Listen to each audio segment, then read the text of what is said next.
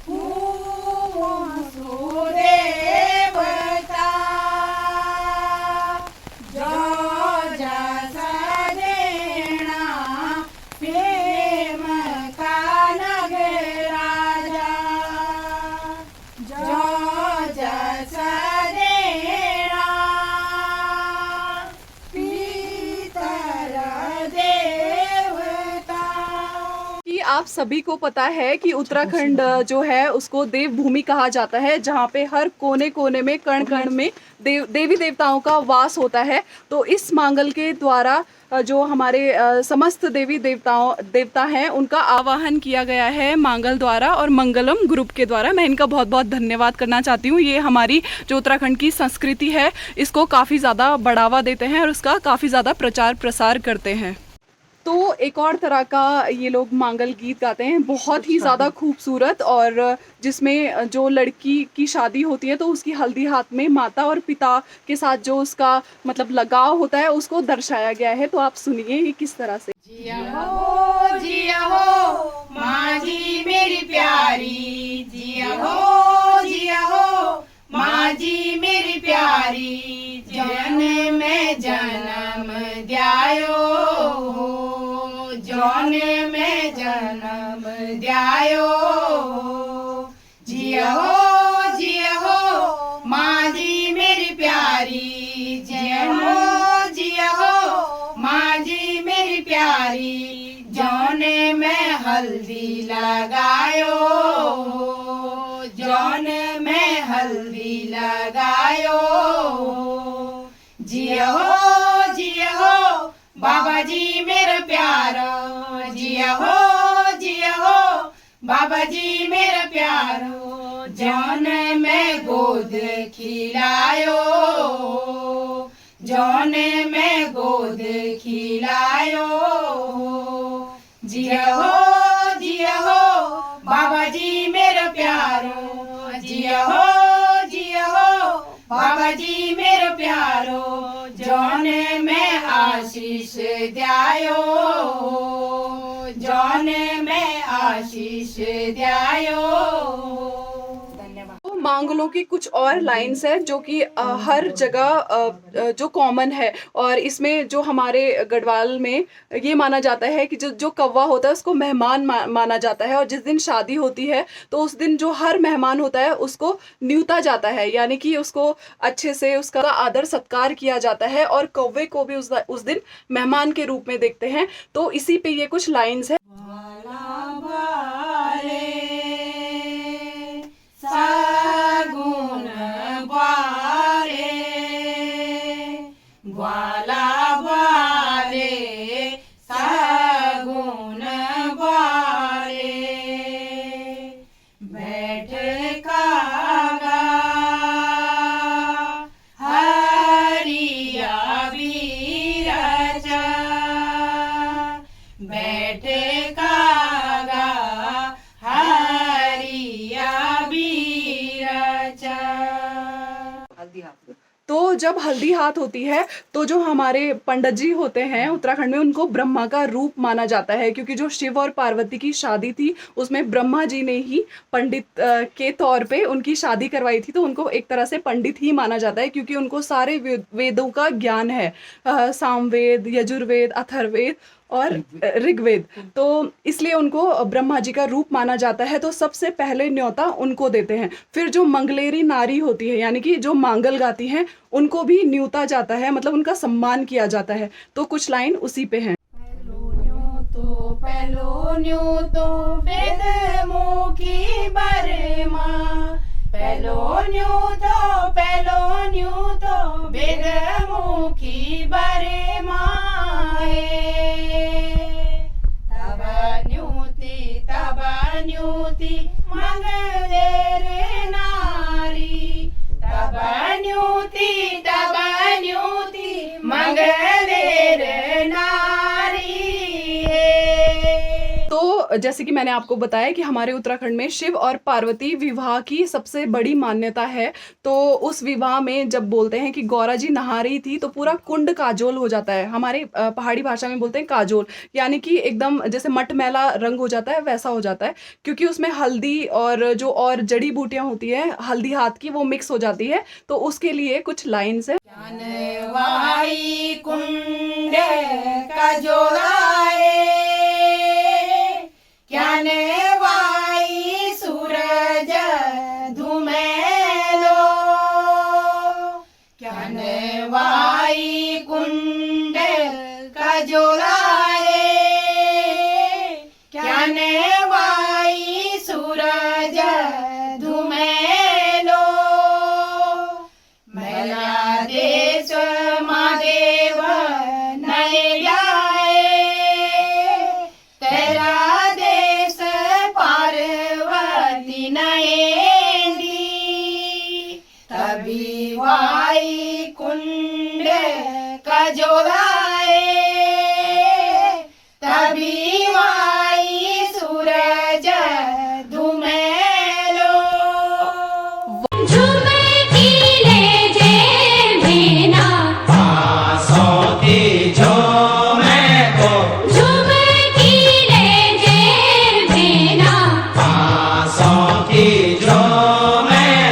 मेरा